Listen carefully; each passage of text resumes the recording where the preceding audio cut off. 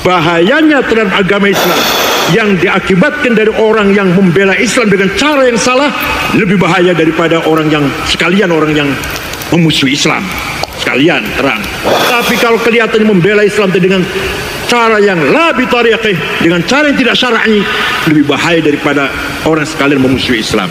Paham boten? Jadi ada yang terlibat ya? 212 ada ya? Ada yang berangkat di Jakarta ada ya? Ada ya? Enggak ada ya? Sebelah sana ada ya? Saya satu-satunya orang yang terang-terangan mengatakan 212 bukan kebangkitan Islam. Kenapa? Karena sholatnya di Monas, tidurnya di masjid. Coba kalau sholatnya di masjid di Monas masih mending nih. Mau kemana mas? Mau ke Jakarta. Kenapa? Sholat Jumat di mana? Di Monas. Dan nanti malam tidurnya di mana? Di masjid. Itu kebangkitan Islam itu. Saya satu-satunya orang yang terang-terangan. Barangkali yang berpendapat dengan saya banyak, tapi yang terang-terangan bisoroha mengatakan bukan Islam.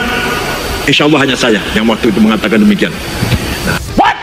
Indonesia tanah air beta, pusaka abadi nan jaya. Beliau selalu respect kepada umat dan menerangkan apa-apa persoalan dengan diterima oleh akal kita. Termasuk sekarang persoalan nasab. Beliau masuk dan menjelaskan. Dan beliau memberikan pandangan yang sangat objektif. Kenapa penting? Ketika seseorang menyampaikan ilmu pengetahuan atau ilmu agama, kita terima oleh akal. Itu penting. Karena agama itu untuk orang yang berakal. Makanya penting untuk seseorang berbicara ilmu agama, kita cerna dulu oleh akal, rasional atau tidak. Adina liman la aqlalahu. Itu jelas. Persoalan nasab, beliau masuk ya karena memperlihatkan kecintaannya kepada umat. Jangan sampai kemudian umat diombang-ambing. Ya. Beliau masuk dengan berbicara, kalau itu penelitian ilmiah, maka yang bisa membatalkannya adalah ilmiah. Jangan emosi. Itu beliau berbicara. Nah sekarang baru lagi kemudian berbicara persoalan kebangkitan Islam. Karena yang dipramingkan selama ini ya, kebangkitan Islam itu mulai daripada 212 dulu ya, dan sampai sekarang mereka klaim sebagai kebangkitan Islam. Padahal Islam tidak akan bangkit dengan demo, dengan takbir. Dan beliau jelaskan apa alasannya. Kita dengarkan sama-sama nih. Ini penting sekali saudara. Islam tidak akan maju dengan demo. Islam tidak akan bangkit dengan takbir. Tidak akan bangkit itu. Tidak. Habis ratusan miliar 212. Takbir. Apa bangkit Islam? Apa semakin kuat Islam? Islam tidak akan bangkit. Wa dararu syar'i mimman nasaruhu la bi tariqih akbar mimman ta'ana fi. Bahayanya terhadap agama Islam yang diakibatkan dari orang yang membela Islam dengan cara yang salah lebih bahaya daripada orang yang memusuhi Islam sekalian terang.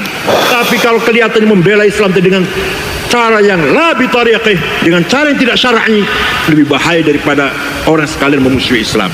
Paham boten? Jadi ada yang terlibat ya? 212 ada ya? Ada yang berangkat di Jakarta ada ya? Ada ya? Enggak ada ya? Sebelah sana ada ya? Saya satu-satunya orang yang terang-terangan mengatakan 212 bukan kebangkitan Islam. Kenapa?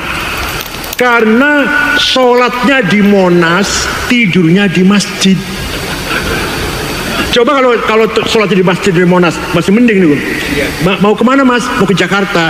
Kenapa? Sholat Jumat di mana? Di Monas. Dan nanti malam tidurnya di mana? Di masjid. Itu kebangkitan Islam itu. Saya satu-satunya orang yang terang-terangan. Barangkali yang berpendapat dengan saya banyak, tapi yang terang-terangan bisoroha mengatakan bukan Islam. Insya Allah hanya saya yang waktu itu mengatakan demikian. Nah, monggo Islam kita dipelihara, santri sebagai semangat belajar. Belum apa-apa kalau baru khatam alfiyah, Saya dulu ngaji di Kiai Mahrus Ali, bapaknya Kiai Abdul Kafabi Mahrus. Saya ngaji Muhdil Labib, kitab nahwu yang lumayan sulit, karangan Ibnu Hisham Al-Ansari. Ba'da subuh, ba'da duhur, Uqudul Juman, Sulamul Munawarrah, mantik dan balaghah. Ba'da asar, Ghayatul Wusul, lumayan angel, usul fiqh. Ba'da maghrib, Fathul Wahhab. Kalau Fathul Wahhab, Kiai Mahrus baca. Tapi kalau Muhnil Labib dan Ghayatul Wusul, saya yang baca, Kiai Mahrus mendengarkan toh. Enak, tipe enaknya lah. Kulo sing baca dewe, Kiai Mahrus mendengarkan saja. Tapi kalau Fathul Wahhab, Uqudul Juman, Kiai Mahrus yang baca.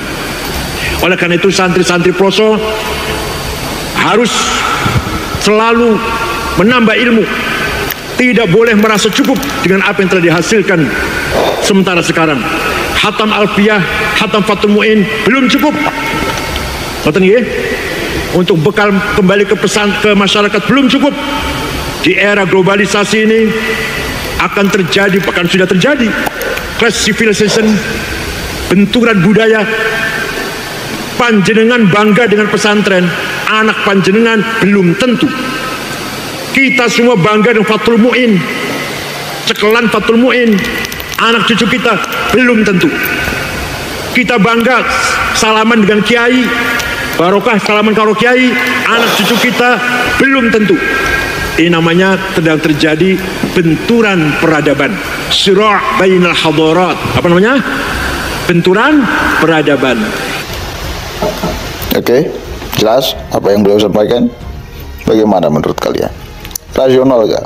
Rasional. Diterima gak oleh akal sehat? Sangat diterima. Ya betul. Kebangkitan agama, kebangkitan Islam itu bukan dengan demo, bukan dengan takbir. Apalagi dibuktikan dengan masa iya kebangkitan Islam sholatnya di Monas, lalu tidurnya di masjid. Ini kan nggak rasional. Yang nggak rasional. Kebangkitan agama, kebangkitan umat Islam itu ditandai dengan kebangkitan ilmu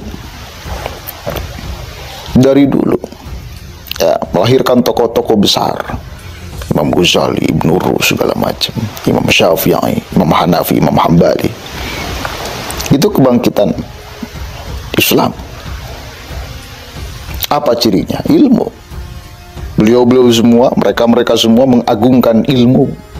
Nah, sekarang ada orang yang kemudian sedang mengindahkan ilmu, ya, menumpahkan, mencurahkan pikirannya untuk ilmu, menuliskan ilmunya lewat karya, lalu dicaci maki, lalu kemudian difitnah-fitnah segala macam.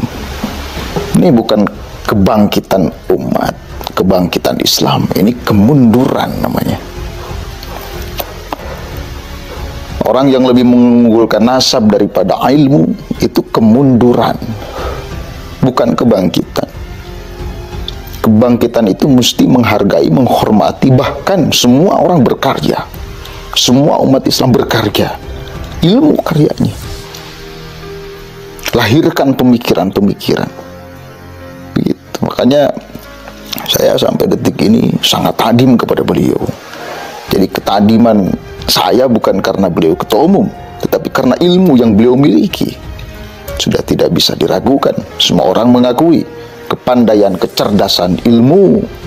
Salah satu ulama di Nusantara yang paling saya kagumi adalah beliau selalu respek kepada umat dan menerangkan apa-apa persoalan dengan diterima oleh akal kita, termasuk sekarang persoalan nasab. Beliau masuk dan menjelaskan, dan beliau memberikan pandangan yang sangat objektif. Kenapa penting ketika seseorang menyampaikan ilmu pengetahuan atau ilmu agama kita terima oleh akal? Penting karena agama itu untuk orang yang berakal. Makanya penting untuk seseorang berbicara ilmu agama. Itu masih baru ceramah beliau, membahas tentang 212 yang diprem sebagai kebangkitan Islam. Padahal boleh jadi itu kemunduran. Ya, oke. Nyampe gak pesannya? Harusnya nyampe. Indonesia